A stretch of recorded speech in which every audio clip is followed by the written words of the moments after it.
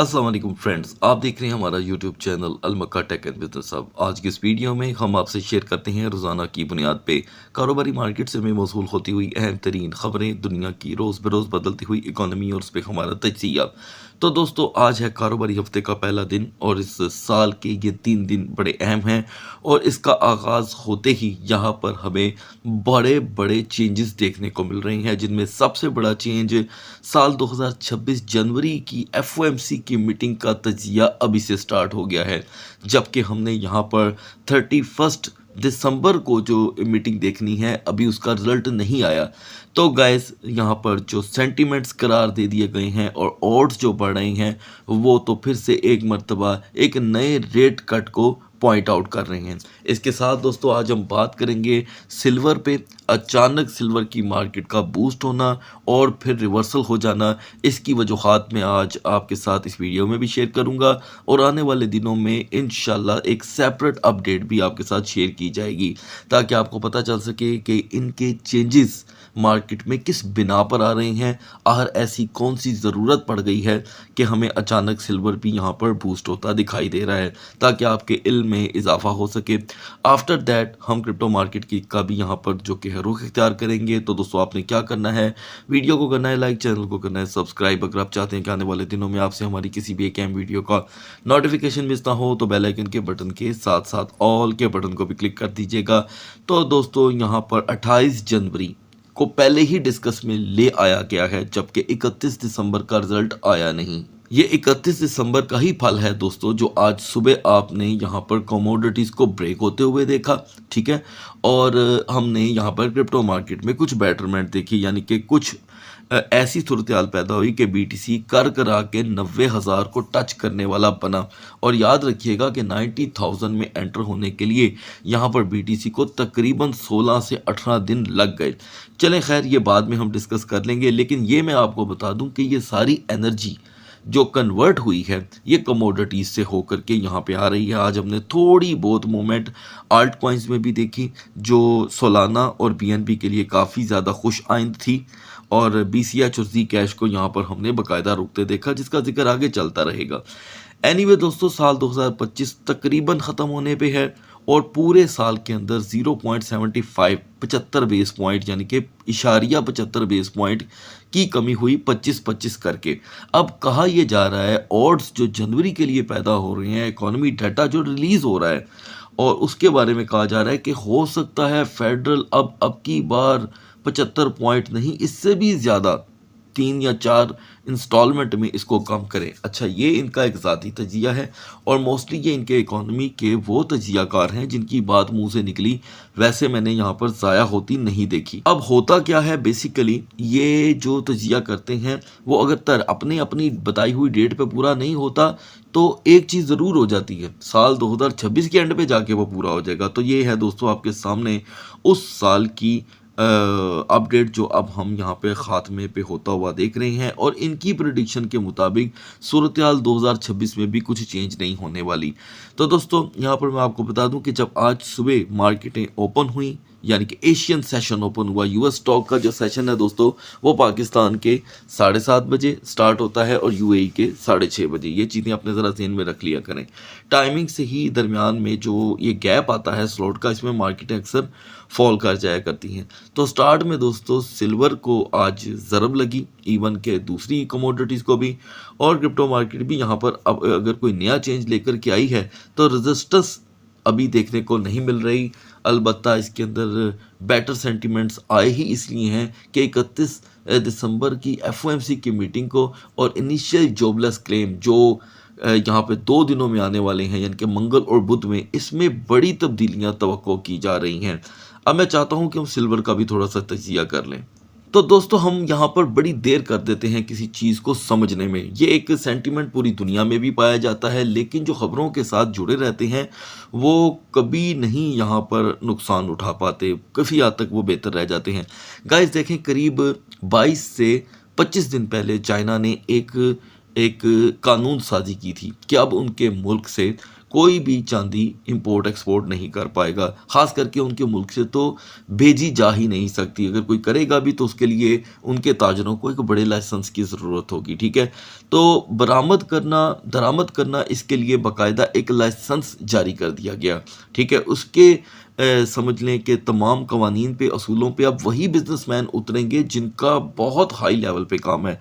तो इंडस्ट्रियल इस्तेमाल, अब मैं आपको ये बताऊं कि सोलर में इस्तेमाल हो रहा है चांदी का, या प्रोसेसर्स में, या आइंदा आने वाली बैटरीज में, अब इसके भी ऊपर भी एक अलहदा वीडियो की ज़रूरत है दोस्तों। कि समझ लें कि जो इस वक्त मेन चीज़ देखने को मिल रही है वो ये है कि जो बैटरी का, मोबाइल बैटरी के अंदर जो इस्तेमाल चांदी का बढ़ रहा है, उस वजह से और चाइना की पाबंदी लगाने पे हमने ये देखा है कि इस चांदी की जो है वैल्यू बढ़ी, लेकिन आज चांदी के प्राइस अच्छे खासे फॉल कर गए। तो फिलहाल दोस्तों ये सिलसिला अभी जारी रहेगा, ये चीज़ें अभी यहाँ पे ख़त्म नहीं होने वाली। हर एक बड़े हाई के बाद हम देखते हैं कि मोस्टली यहाँ पे नेगेटिव बातें होना शुरू हो जाती हैं।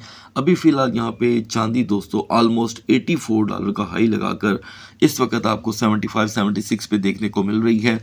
रीज़न सिर्फ ये है कि यहाँ पे इसके ऊपर बढ़ती हुई पाबंदियाँ जो हैं वो सूरत हाल को गंभीर कर रही हैं। अदरवाइज़ इसका कोई इतना ज़्यादा शॉर्टफॉल दुनिया में नहीं आ गया। हाँ, किसी को भी उठाकर मार्केट में कमोडिटी बना देना, ये भी इन पे ख़त्म है। तो दोस्तों अभी ये वॉलेटिलिटी यहाँ पे ख़त्म नहीं होने वाली, क्योंकि ये जो अगले 2 दिन हैं मार्केटों में आप अच्छा खासा शफल देखेंगे। बढ़ते हैं मार्केट की तरफ। Guys now we are in the market. हम यहाँ पर कैपिटलाइजेशन में एक बड़ा इजाफा देख रहे हैं। 3.05 से सीधा 3.12 तक का हमने हाई देखा, और यहाँ पर आल्ट कॉइन के लिए इसीलिए आपको रुकावटें देखने को मिल रही हैं कि यहाँ पर डोमिनेंस ने भी वॉक करनी शुरू कर दी है। हम 57.25 से निकल के 57.50 पे आए हैं। आज के दिन अगर हमें बीटीसी कुछ नई यहाँ पर रेजिस्टेंस अपनाते हुए दिखाई देता है तो आल्ट कॉइन की सूरत हाल क्या रहेगी, ये हम आगे चल करके डिस्कस करेंगे। अलबत्ता बीटीसी यहाँ पर दोस्तों लगातार 20 दिन से हमें ट्रेंड करता दिखाई दे रहा है। तो दोस्तों यहाँ पर बीटीसी की जो स्ट्रगल है वो तो हमारे सामने है ही, लेकिन इथीरियम यहाँ पर तेज़ी से शॉर्ट फॉल शो कर रहा है, यानी कि हम 3000 को ब्रेक होता हुआ यहाँ पर देख रहे हैं। मज़ीद क्या अपडेट रहेंगी लास्ट में डिस्कस करेंगे। आगाज़ करते हैं BNB से। तो दोस्तों हमारे पास यहाँ पर BNB की 2 वे सपोर्ट मौजूद थी 835 से 845, जो अभी भी अनचेंज्ड है, क्योंकि अगर हमने यहाँ पर BNB में एक बड़ी रेजिस्टेंस देखी है 872 की, तो रेजिस्टेंस आपसे पहले ही शेयर कर ली गई थी जो 870 की थी। तो मैं समझता हूँ वॉलेटिलिटी रहने की वजह से 845 को इग्नोर नहीं किया जा सकता। XRP आज के दिन दोस्तों कर करा के 5 सेंट का इजाफा करने में नाकाम हुआ, और हम 1.95 से 1.91 से रिजेक्ट हुई हैं। एन मुमकिन है कि अगर हमें 1.91 की रेजिस्टेंस फिर मिलती है तो हम 1.95 तक का हाई देख सकते हैं। नाउ सोलाना की दोस्तों यहाँ पर रेजिस्टेंस थी जो सेफ जोन को क्रिएट करती थी, वो 125.85 की थी, जिसका दोस्तों आपने यहाँ पे फल ये देखा है कि हम 130 का हाई देखकर वहाँ से रिजेक्ट हुए हैं।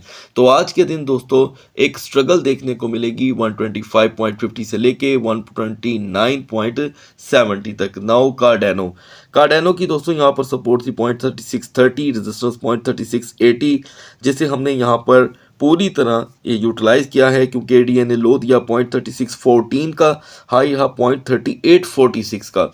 तो यही सूरत हाल रहती है दोस्तों। तो सबसे पहले तो कार्डेनो को यहाँ पर सपोर्ट मैसर होगी 0.3710 की, और रेजिस्टेंस 0.3748 की। नाउ BCH की दोस्तों हमारे लिए सपोर्ट थी 620 की, रेजिस्टेंस 628, और यहाँ पर BCH ने जो परफॉर्मेंस दी है दोस्तों वो 620 का लेवल हमने यूटिलाइज़ किया है, और हाई रहा ज़्यादा से ज़्यादा 621.50 का।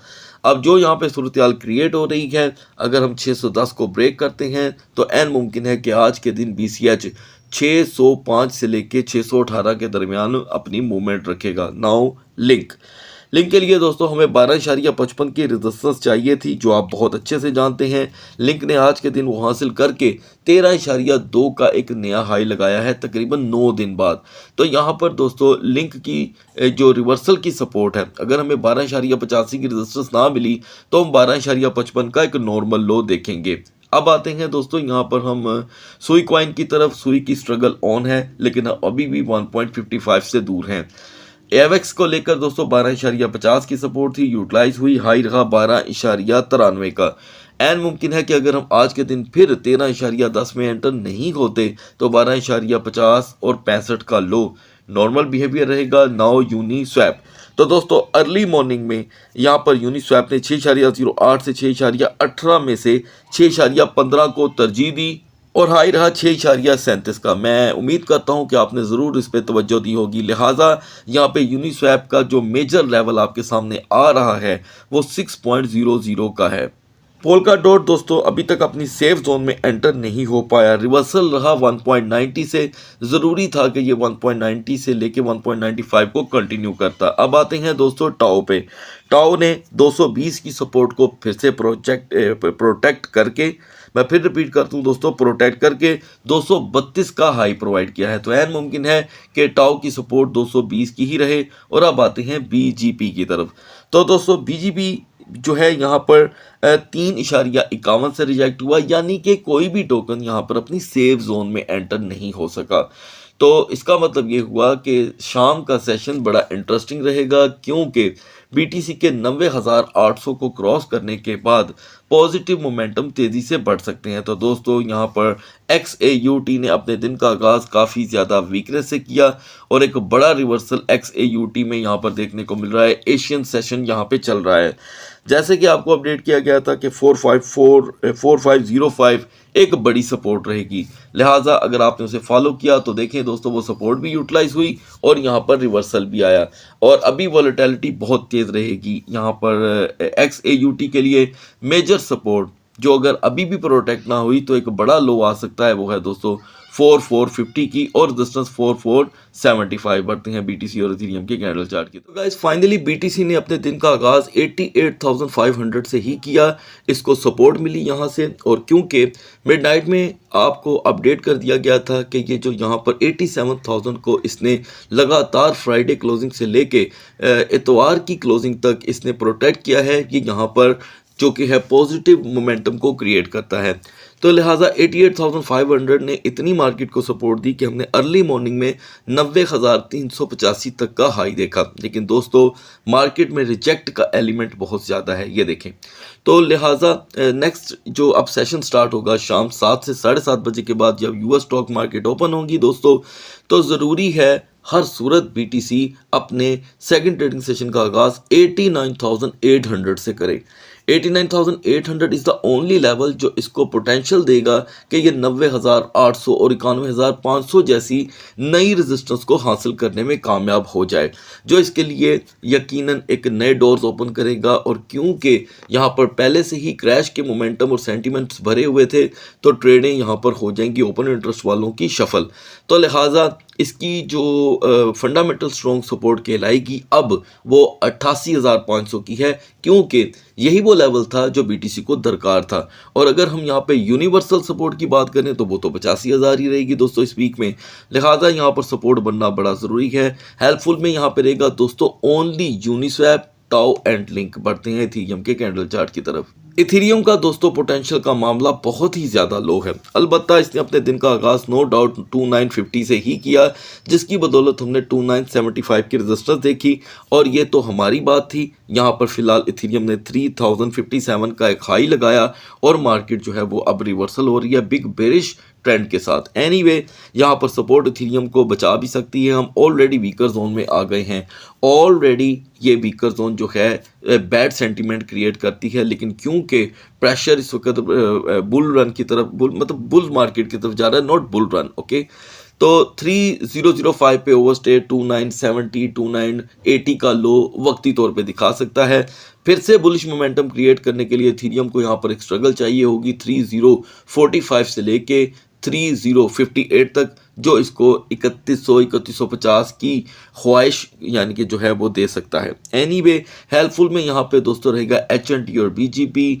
अगली वीडियो तक अल्लाह हाफिज़।